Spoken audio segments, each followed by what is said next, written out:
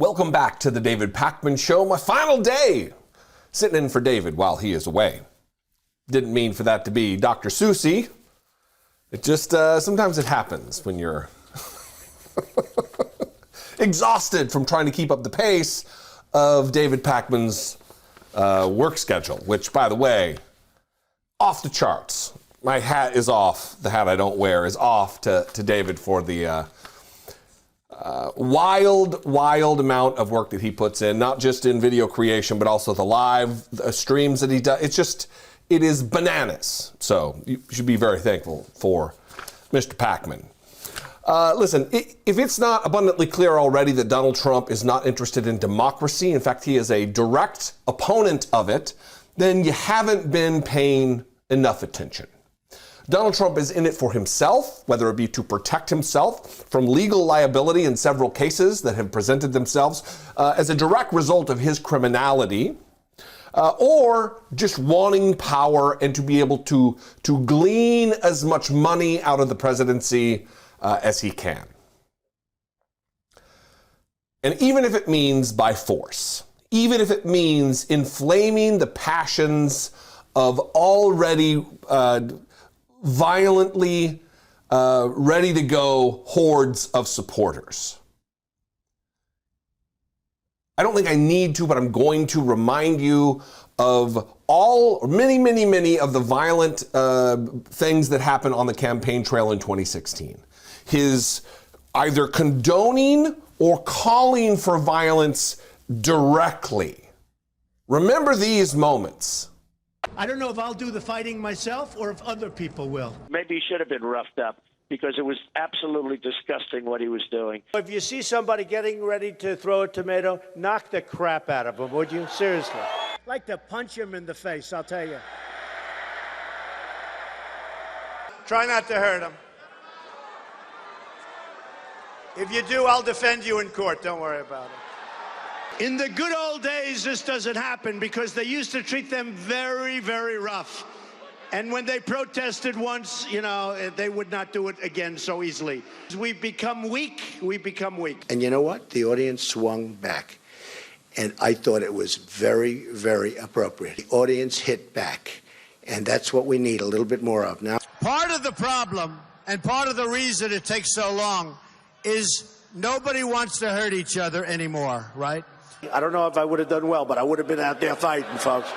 I don't know if I would have done well, but I would have been boom, boom, boom. I'll beat that. Do you plan on paying for the legal fees of this older gentleman in North Carolina who sucker punched the protester? From what I understand, he was sticking a certain finger up in the air. And that is a terrible thing to do in front of somebody that, frankly, wants to see America made great again. It's possible you could help him with legal fees if this man needs it. I've actually instructed my people to look into it, yes. And that is not even to mention the violence that took place on January 6th, where Trump incited, whipped his followers, his fan base, his loyal adherents into a frenzy to the point that they attacked the United States Capitol, our temple of democracy, some call it. People died. A deadly, failed coup attempt at the hands of Donald Trump, which, by the way, he's being sued for by members of Congress right now, and former and current police officers for violating the Ku Klux Klan Act. We witnessed him gas peaceful protesters a block away from the White House. Violence is order. It's the order of the day for Donald Trump. And I think he realizes, and many Republicans realize, that his only path to power, it's certainly not through the popular vote, his only path to power is through violence or the threat of violence. And he wants to prepare his people for that eventuality. He wants to get them ready, primed for it. And he's notching up. He's taking it to the next level. He reposted this particular message on Truth Social to his millions of followers. Then they will have to figure out how to fight 80 million plus. It's not going to happen again.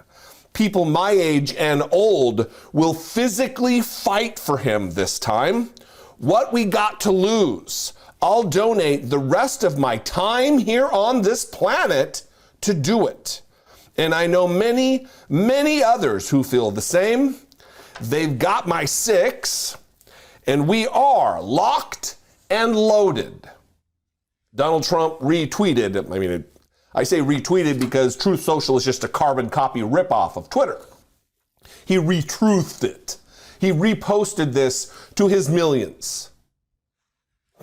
This is a tacit endorsement of this idea. We are locked and loaded. We have our firearms, our weapons of war locked and loaded, ready to go, and we will physically fight to ensure a second term for Donald Trump. And it's crickets, certainly crickets from Republicans. But is this not incitement to violence? Listen, there is no absolute rights. People who call themselves free speech absolutists are dipshits. Because even Scalia, when he was alive, Antonin Scalia, pushed back on absolutism with rights. The Second Amendment, for instance. You don't have an absolute right to any weapon that you'd like. There are limitations. There are limitations to free speech. And this has to be one of them. Adam Kinzinger, he tweeted this about it. He said, "This is sick, sick, sick. Is it even legal to invite this kind of stuff?" And I would ask the same question. This is not cute. This is not Donald Trump just trying to get clicks. This is real. The same people who would, they would dismiss this are the same people who dismissed that there was a legitimate domestic terrorist threat surrounding the insurrection, surrounding January 6th. And look what happened. We can no longer afford to ignore this. Government, federal officials, the Department of Justice, the FBI, whomever, please get off of your hands and do something. The fact that he is the ex-president of the United States makes it even more of an obligation on your part. Please. Don't forget that the best way to support the David Pakman Show is by becoming a member, which gives you access to the daily bonus show, the regular show with no commercials. You also get access to our entire archive of every episode dating back a really long time and plenty of other awesome membership perks. Go to joinpakman.com and use the coupon code BETTER21 for a huge discount. Joinpakman.com. Welcome back to the David Pakman Show. I am Jesse Dollemore, sitting in for David Pakman while he is away. My final day here with you. Listen, I talk a lot about Christian nationalism and the emerging threat, the under-talked about and the underappreciated threat of white Christian nationalism in this country. It has been a decades-long priority and objective to be met by these Christian nationalists to intertwine themselves into government in an effort to take over the government, to force their Christo-fascist views on the rest of us. Are you Jewish? That should concern you. Are you a nun? You don't have faith in whatever religious tradition? It should concern you. Even if you're a Christian, it should concern you. Because the flavor of Christianity, the doctrinal point of view, will likely not be the one you share, and it will be imposed upon you. And there are many, we have several, dozens of members of Congress who are now avowed Christian nationalists, who will jettison any adherence, any loyalty, any solemn vow and oath they took to the Constitution, and who cares? Because my flavor of Christianity will rule. It is a dominionism you should research. And I'm going to play this clip of this Jason Rapert, former Arkansas state legislator, pastor who is instructing his audience that we must take authority over the government. Do you think that America is going to be free with a bunch of drag queens running the place? It is fear-mongering, but it is a call to action. This isn't passive. If we end up with the majority, maybe we can do some good. This is an active movement to overtake the government and rule.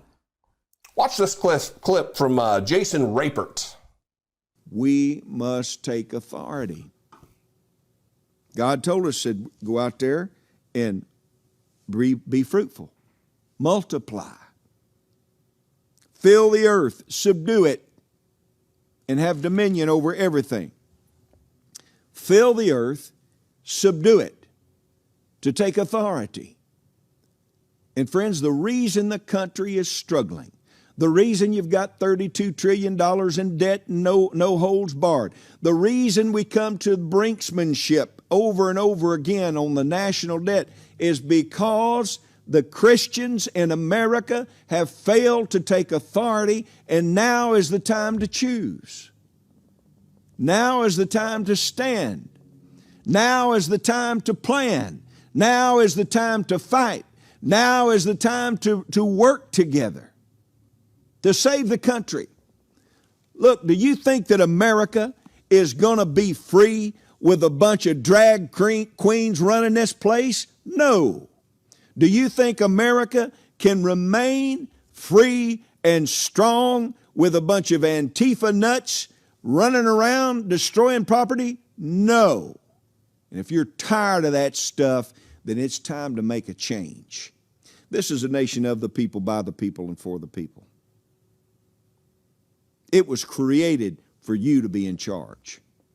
A nation of the people, by the people, and for the people. So when we have politicians and elected officials that are corrupt, they need to be taken out. Send them to jail.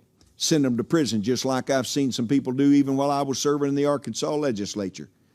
When you see people like Joe Biden taking advantage of position and enriching his family like he has done, it's time to take them out. Take them out. Remove them. Move them on. It's time to take authority. It's time to take authority over everything in the earth to make a difference. Of, for, and by the people. This country was made for you. And he's talking to his Christian audience. This country was built for them. They need to take it back and rule the country. That we have a struggling nation. We have a $32 trillion debt. Doesn't mention anything about 25% of that $32 trillion being Donald Trump's responsibility. Doesn't talk about unpaid for tax cuts that led to that 25% share, that stake of our national debt. Talks about jailing Joe Biden for corruption, but ignores the rampant, flagrant corruption of Republicans. Because they're Christians. They are white Christians who also share in his dominionism and his outlook. Subdue the earth. Are we going to be a free country with drag queens running the place?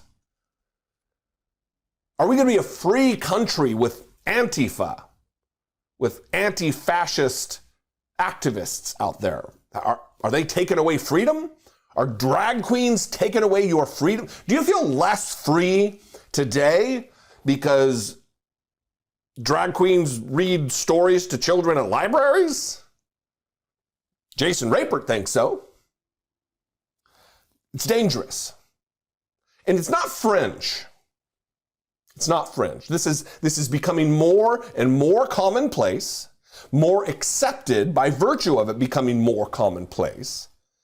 And it is something that not only we need to keep our eye on, but we need to be ready to combat it where it is.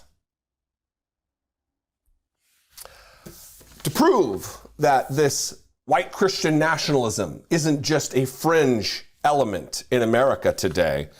I want to play you this Steve Bannon clip where he has this ding-dong on. I mean, Steve Bannon is mainstream Republicanism. And there's a melding of politics and religion in a way that we've not seen it yet before, where they're blending religion and politics and conspiracy to try to tap in to that emotional, spiritual belief system of the base. And here is Steve Bannon talking with this gentleman about spiritual warfare. Again, I come from this religious tradition, evangelical white Christian nationalism, and there's a scripture that's commonly repeated about we fight not against flesh and blood, but against principalities and powers and spiritual wickedness in high places. I was raised in a church that believes there's actual demonic and angel warfare invisibly taking place all around you. That if you could see into the spirit world, you'd be able to witness. It's like the movie Constantine or something. This is what I was taught. This is what I believed until I started reading books. And this is what Steve Bannon is peddling as a mainstream Republican with a large platform. Watch this clip. Are we in a spiritual war? 1,000%. That's exactly why we're doing this. I think that, it says in the Bible, battle isn't against flesh and blood. And I can tell you, I come to D.C. quite often, and today we were worshiping actually on the rotunda floor inside of the Capitol. And you can feel it, man. It's like it's a real battle. It's a real spiritual battle that we're in, and I think it's time to When you say you can feel it, what do you mean by that? I can feel that things have changed. I'm actually really optimistic. Tell people that because they need to hear that. Yeah, I am. I mean, we've been doing stuff. Listen, we've had the largest gathering in the church in Washington, D.C. for the last 3 years in a row. We've had it on the National Mall. And it's been difficult, the last 2 years especially. Not just the permitting and the process and jump through all the hoops, but spiritually, you felt a lot of resistance. There's like an there's a heaviness. There's a weight. There's a heaviness in this town. But something happened with this whole regime change in the House. And I don't even know, I'm still processing it. But today I was walking through the Capitol with my guitar. We were worshiping, we were singing. No one was stopping us. There was no red tape. It's definitely a new day here. You can feel it. We only got a couple of minutes, so I need people to, because I try to tell people this. There was like this heavy blanket. There was something on top of this. There was a spiritual force that was pressing things down. It's not all the way lifted, but you can definitely feel that there's an energy here that was not here before. Yeah, there's a crack. There's starting to be. I feel like we're coming into a season where it's like there's some light breaking through, and it's enough to actually give a lot of hope. And we've been meeting with members today of Congress, senators, and everyone has this kind of expectation about this. Unless you think that this is just a one-off, Steve Bannon needs to fill some airtime and create some content for the base, I submit to you this Newsmax interview, same day, likely within just a few minutes of this taking place, where Newsmax interviews some wingnut who's talking about, again, linking politics and spiritual warfare, that ancient gods are now attacking it is the same network that Republicans are all in a twist about AT&T no longer distributing, is airing this nonsense. Again, mainstreaming, linking politics and spiritual warfare. Yeah, yeah. See, what even it's behind cancel culture, it's behind wokeism, it's behind what's happening to our politics. Even Supreme Court decisions, even like the last 3 Supreme Court decisions that linked up with marriage or sexuality, all of them took place on an exact same date linked to a pagan ancient calendar. Just a little while back, Chris, the president had a gathering at the White House, basically, to call the Respect for Marriage Act, supposedly, but it's basically striking down marriage as we know it. And he lit up the White House in the colors of the rainbow. Well, there is one of these gods. I speak about the Dark Trinity, and that was in ancient times. It's back. One of them is called the Transformer, and this is a god or a spirit from ancient times that actually said that it has the power. It's a she has the power to turn a man into a woman into man, blend the lines of gender, blend the lines of male and female. Well, it's happening right now. She actually had an ancient priesthood that dressed up with men dressing up as women. This is what is being championed by the government right now. It's championed on our children. She actually had some of her priests surgically transition. Well, this spirit is in our culture. And I'm just going to give you a quick taste because I'm sure we don't have time. But here's the thing. What she actually was the god of parades. So we have parades. She paraded men dressed up as women. We've got it back. She actually claimed one time of the year for possession of the culture. And you know what the time was? June. So it's back. Also had one sign particular was the sign of the rainbow. So this is big. It's affecting all of us. And yes, it's affecting the culture. And as you said, it's happening in rapid progression and it's accelerating even to this day. So what that beard with the face stapled to it is talking about is linked to this kind of stuff. Spiritual warfare because there's a statue. And they're linking politics and the fight ahead. And I believe what they're attempting to do is really connect to the base and the conspiracy elements that surround this particular faith tradition. And it's being mainstreamed by Steve Bannon and Jason Rapert and whoever this knucklehead is. It's dangerous. You need to be paying attention to this because this is only going to get worse before it gets better. More on this Christian nationalism, this bigotry run amok, and using the Bible to justify their bigotry. I played for you yesterday a clip of Pastor Andrew Brunson at the National Gathering for Prayer and Repentance, where Kevin McCarthy prayed over a bunch of Congress people who are literally crying and weeping for forgiveness about the evils of America. And there's a line in there that Brunson uses talking about a millstone, a scripture in the Bible, Matthew chapter 18, I think, where Jesus says something, I'm going to paraphrase, not much of a Jesus quoter, but forgive me. It's something about that it's better if you cause a child to sin or fall away from following Jesus, it's better to have a millstone, a massive rock that would mill wheat, tied around your neck and have you thrown to the bottom of the sea. Execution. That it's better for that to happen than for you to cause a child to stray from Christ.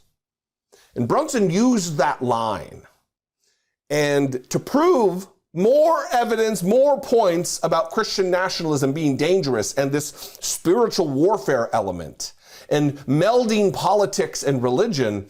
There's a congressman, a state legislator in Oklahoma who just is introducing the Millstone Act. And I'm going to read about that. But first, I'll give you the refresher on Brunson and his prayer at the National Gathering for Prayer and Repentance. I believe that we are in danger of judgment as a nation, especially because we have become the primary corrupter of the world, and particularly of youth and children. Our government and corporations increasingly march under the rainbow flag. We bully weaker and poorer countries to come under that flag.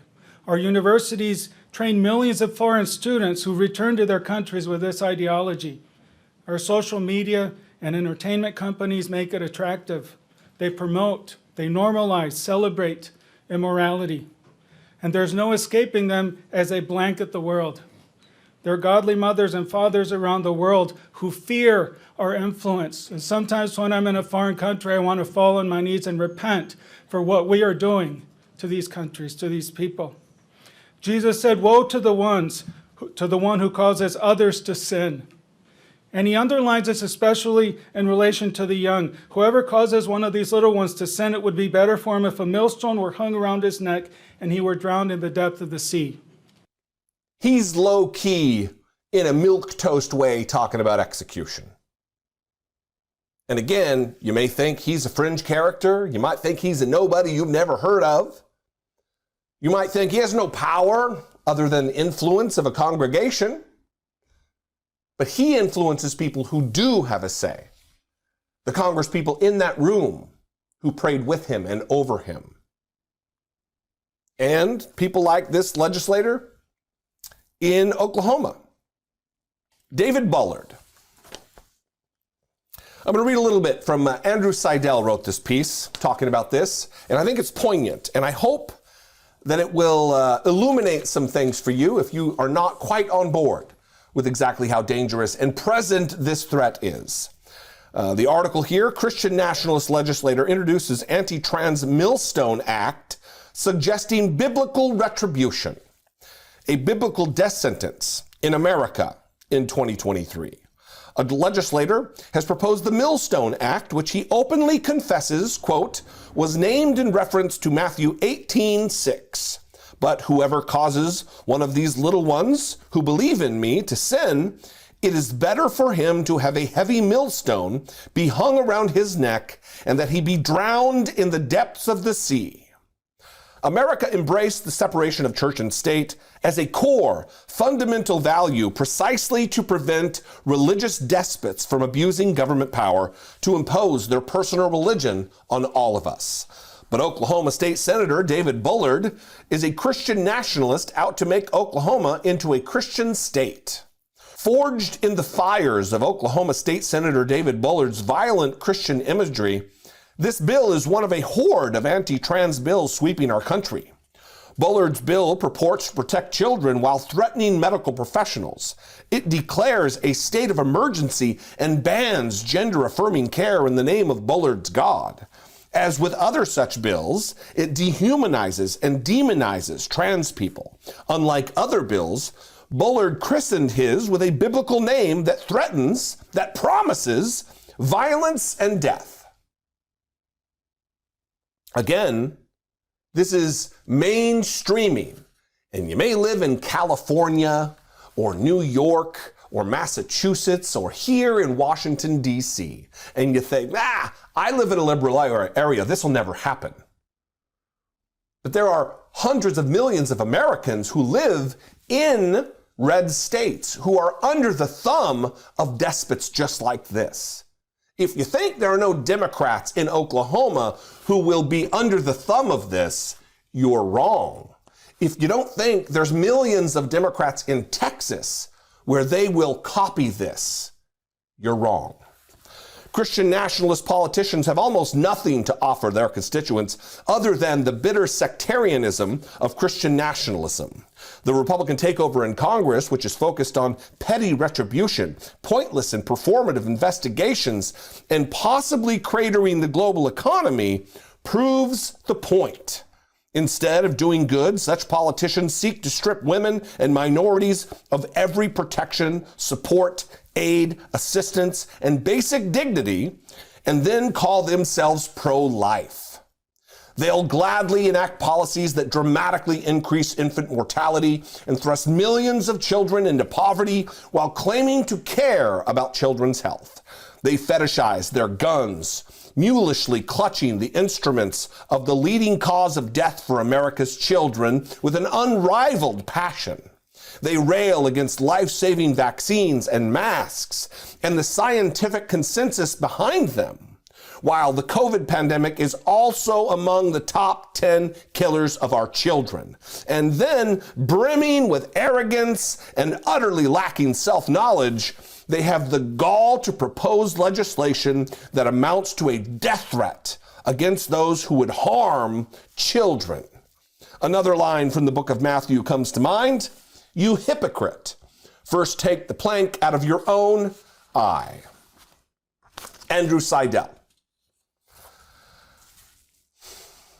And if you think it's just fringe, it's just a state guy, he doesn't really have much influence or power over the rest of us, think again, because Matt Walsh, just yesterday, the Daily Wire's Matt Walsh, Ben Shapiro's little bearded lapdog, called for the execution of doctors who provide gender-affirming care. Trump also says, as he goes on to say, that he would direct the Department of Justice to investigate hospitals, pharmaceutical companies, doctors, to find out if they've been involved in a cover-up of the horrific long-term side effects of gender transition drugs and surgeries. Now, the answer, of course, is that, yes, they have been covering those things up, as any genuine and thorough investigation will clearly show, which is why the next step under a Trump administration or any Republican administration should be to arrest the culprits, the hundreds and hundreds of them, if not thousands of them, and throw them in federal prison. Now, this can't be a matter of simple fines and financial penalties. I mean, that should be part of it. But the only real recourse here, the only semblance of justice would be prison sentences, very long ones. Now, if it were up to me, we'd go further than that. As far as I'm concerned, mutilating and castrating children should be legally considered a capital crime, and it should earn the prescribed penalty for such crimes. But if we can't have that, then prison will have to suffice. This is where we are in America in 2023. So I would assume there are many of you out there who are organizers, who are activists, who care about the direction that our country is taking. And this isn't just about budget battles. This is not hyperbolic. We are in it for the fight for the soul of our nation. Are we a nation of equality and acceptance and diversity? Or are we a country of white Christian nationalism and oppression? That's the question. And are you ready? Because it's only going to get worse before it gets better. I'd love to have you subscribe to my YouTube channel, Dollemore Daily, here on YouTube. You can find my podcast anywhere podcasts are found. It's called I Doubt It, with my lovely, talented, and scholarly co-host, Brittany Page. And of course, you can follow me on social media and you can tell me how wrong I am there. I am at Dollemore on Twitter, TikTok, and Instagram.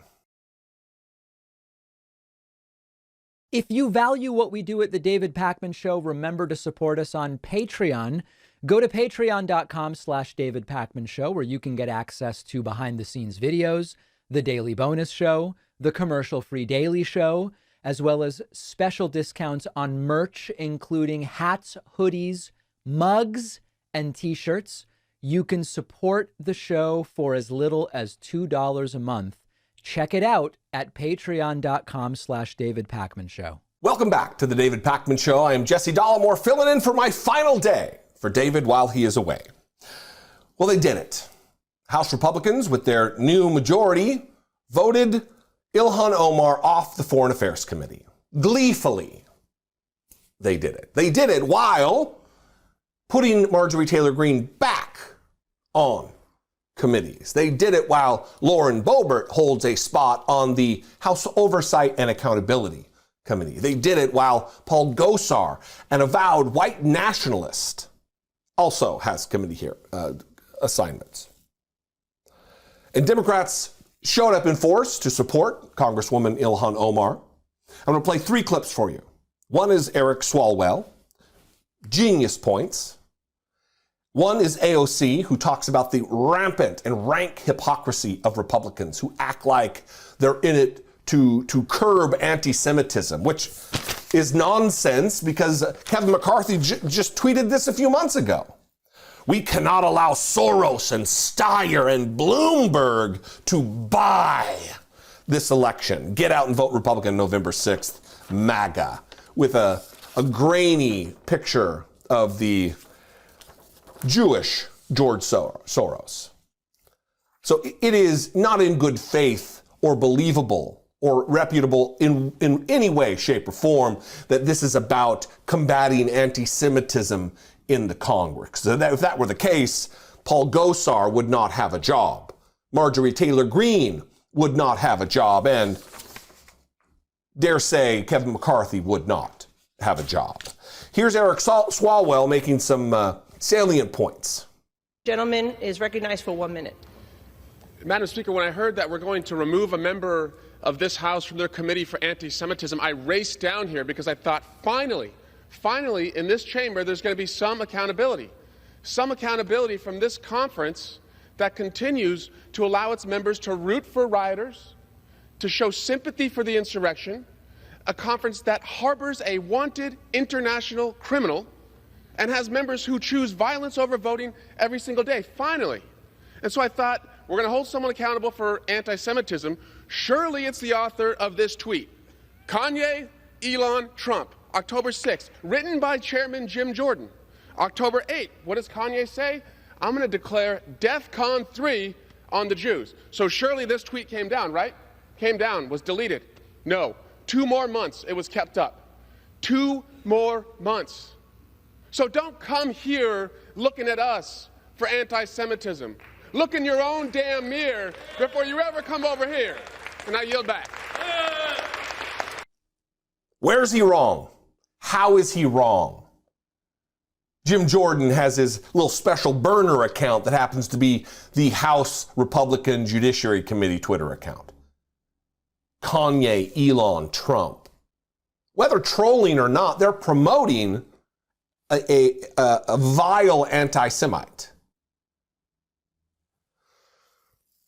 AOC equally fired up, someone who has been threatened by anti-Semites in the House, not because of religion, but these vile actors, these bad actors within the Republican Party, Marjorie Taylor Greene, Paul Gosar, who depicted her death, are still on highly sought after committees. Watch AOC. All right, gentlewoman is recognized for 1 minute.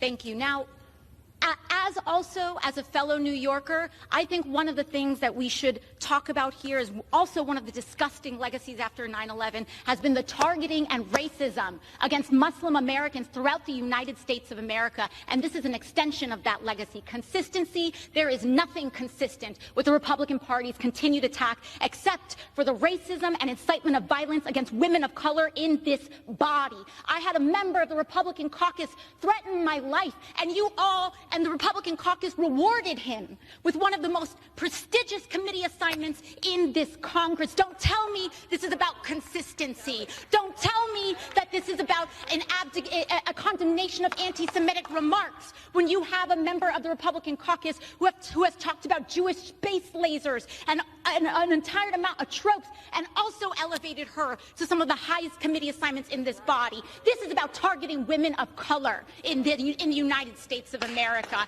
Don't tell me, because I didn't get a single apology when my life was threatened. Thank you. And crickets from Republicans pushing forward to vote her off committees. And this is racism. This is fear of other. This is anti-black is what this is. Anti-immigrant, anti-woman. As Ilhan Omar herself will explain. She got the last word in this before the vote. I guess she got the second to last word, since Republicans did get the last word. I talked about this the other day, that it was a foregone conclusion that this was going to happen. And now it has. But before it did, Ilhan Omar did get to speak. This debate today, it's about who gets to be an American. What opinions do we have to have to be counted as Americans? This is what this debate is about, Madam Speaker. There is this idea that you are a suspect if you are an immigrant. or if you are from certain parts of the world or a certain skin tone or a Muslim. It is no accident that members of the Republican Party accused the first black president, Barack Obama, of being a secret Muslim. It is no accident that former President Donald Trump led a birther movement that falsely claimed he was born in Kenya. Because to them, falsely labeling the first and only President of the United States of America a Muslim and African immigrant somehow made him less American. Well, I am Muslim. I am an immigrant, and interestingly, from Africa. Is anyone surprised that I am being targeted? Is anyone surprised that I am somehow deemed unworthy to speak about American foreign policy, or that they see me as a powerful voice that needs to be silenced? Frankly, it is expected, because when you push power, power pushes back. Representation matters.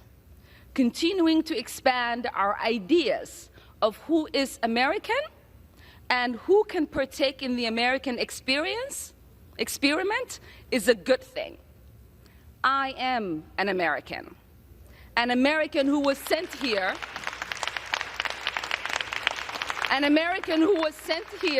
by her constituents to represent them in Congress, a refugee who survived the horrors of a civil war, someone who spent her childhood in a refugee camp. None of that matters to Republicans. Republicans who prattle on about the American dream and quote Reagan about being a shining city on a hill. And yet they punish and ostracize and oppress a member of their own body because she's black, she's Muslim, and she's a former refugee who became a citizen, who should to them embody the American dream if they weren't vile, pernicious hypocrites, that is. Let's talk a little bit more about Kevin McCarthy. The circus-like atmosphere that has been created by the Republican Party is something to behold.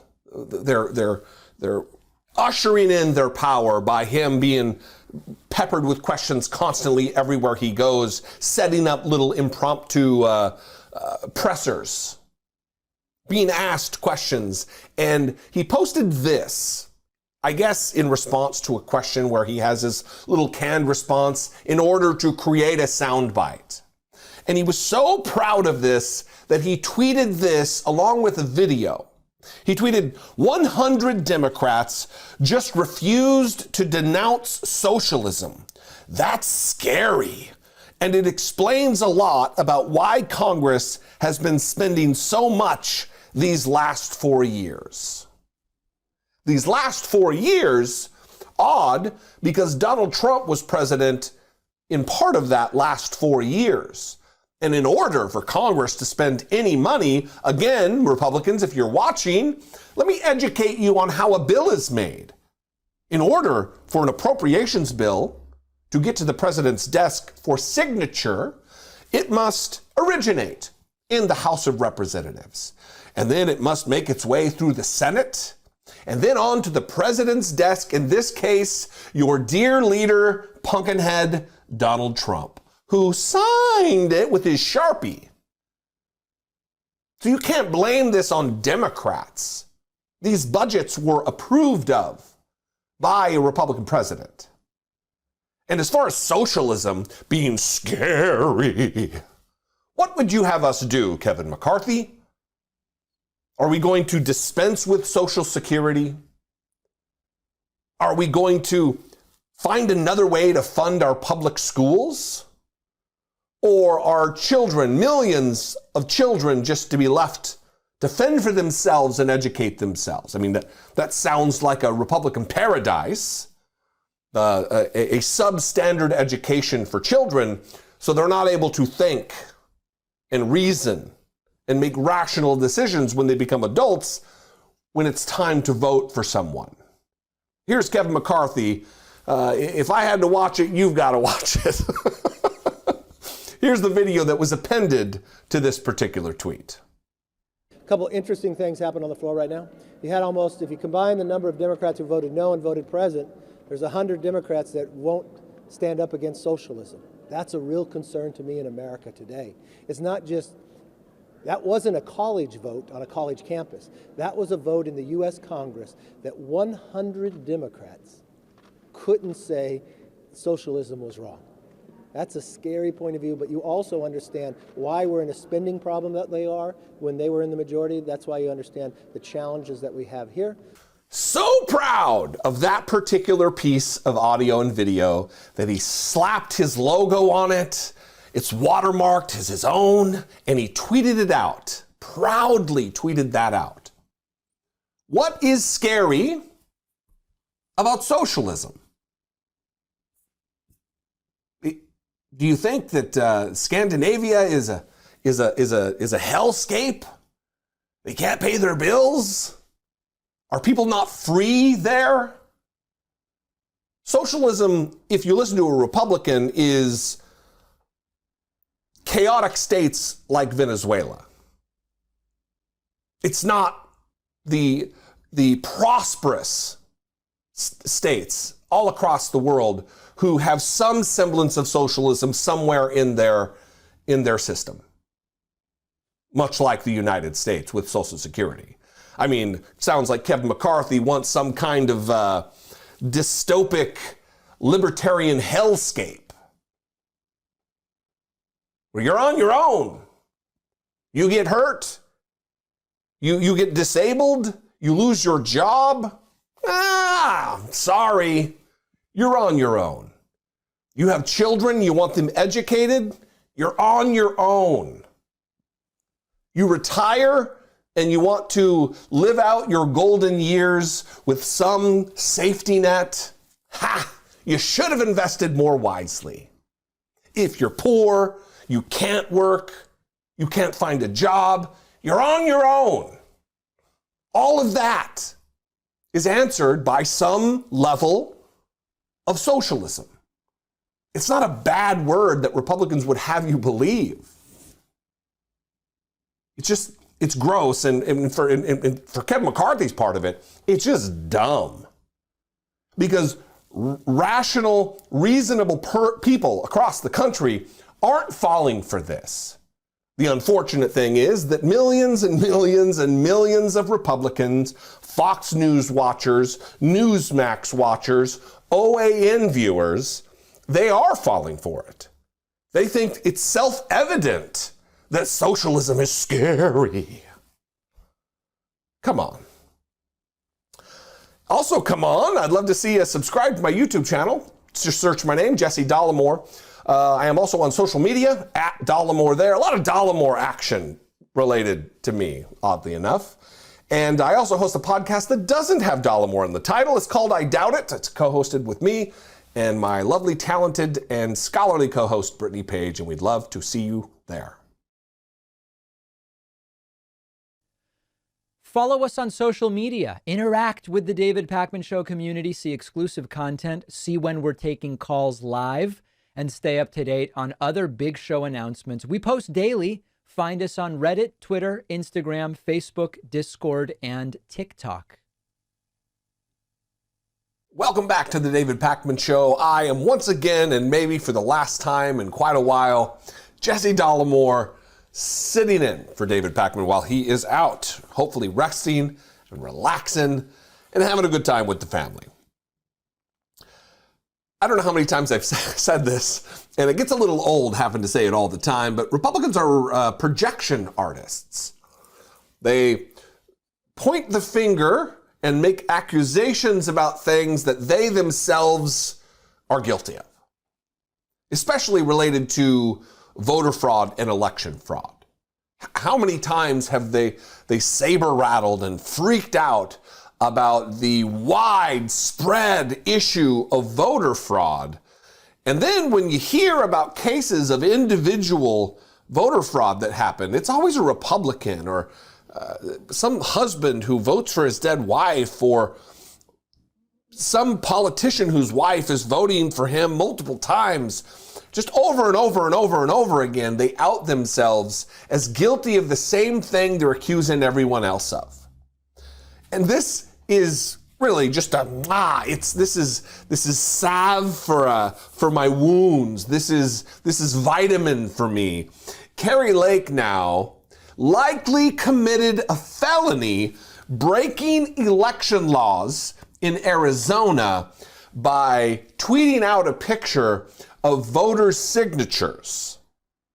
This woman, who's been making the rounds, like every other day it seems like she's at Mar-a-Lago, cozying up to Donald Trump, kissing the ass of Donald Trump, promoting him as this great savior.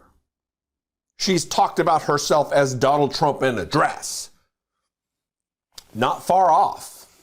I'm going to read a little bit from this headline from this local Arizona NBC affiliate, the title of which is, "Looks Like a Felony. Elections expert says Kari Lake may have gone too far by tweeting voter signatures." And then, a little statement from OAN and Trump lawyer Alina Habba, who is just about as, look, if you're ever in a situation where you're in need of legal representation, please do not seek out someone as unprofessional and harebrained as Alina Habba. For the ex-president of the United States of America to have this woman representing him on TV and in courtrooms is just crazy. So we'll start with the headline here and a little bit from this article. Looks like a felony. Elections expert says Kari Lake may have gone too far by tweeting voter signatures. For almost 3 months, Kari Lake has refused to accept her defeat in the Arizona's governor race. But now Lake may have gone too far with a tweet. Again, the parallels between she and Trump are just rich. That she's in trouble now because of a tweet. Arizona's top election officer, Democratic Secretary of State Adrian Fontes, has asked Democratic Attorney General Chris Mays to investigate whether Lake broke the law by posting 16 voter signatures in an image she tweeted last week. Quote, Arizona's statute is very clear about when and where a voter signature can be shared or replicated or reproduced or put online or used in social media, said Tammy Patrick, Chief Executive for Programs at the National Association of Election Administrators and a former Maricopa County elections official.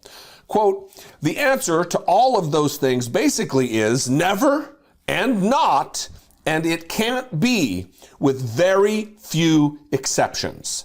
Patrick's opinion of the Lake tweet, when I read the law, it looks to me like that's a felony. Under Arizona law, quote, the records containing a voter signature shall not be accessible or reproduced by any person other than the voter. A violation of the law is a Class 6 felony that could carry jail time. And then statement from the Secretary of State here, it is my responsibility to protect Arizona voters, Fontes said in a statement. In keeping with my duties, I have referred this matter to the Attorney General. And then here, as promised, get it right into your veins. Alina Habba, Donald Trump's attorney, making an appearance on OAN and just giving her legal opinion about the matter. Lake included a graphic with 16 voter signatures on the tweet. Fontes cited an Arizona statute saying that voter signatures, quote, shall not be accessible or reproduced by any person other than the voter. Bob dismissed the letter, labeling it as an intimidation tactic.